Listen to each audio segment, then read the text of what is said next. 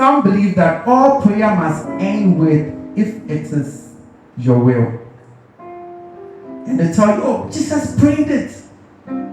So because Jesus prayed it, I must also pray that prayer. There are different kinds of prayers.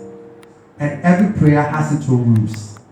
Just the same way we have different kinds of sports. And every sport has its what?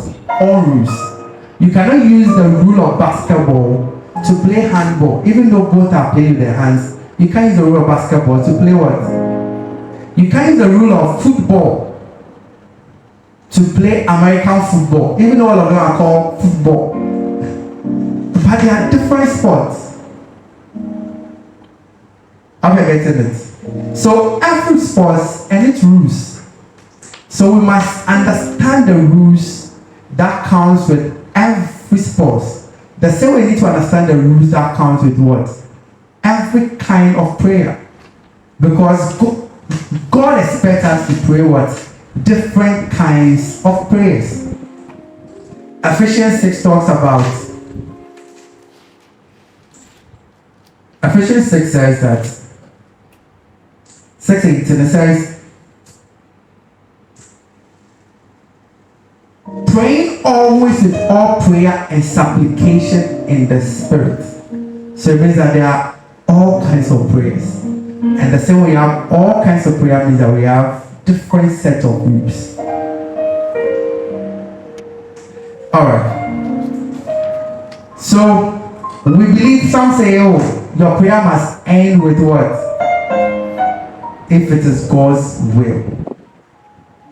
When it comes to healing, don't you know God's will?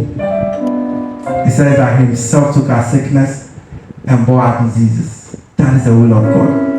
It says that God will take away from you all sickness, will permit none of the diseases of this world to come upon you. He has told you His will. Jesus died for your health. So that is His will. When it comes to believing God for financial, He has promised you already. So you know the will. My God shall supply all needs according to what? His riches in glory. Jesus said, don't worry about what to eat or what to wear. For the birds of the air, they neither make nest, they neither farm nor harvest, but God takes care of them.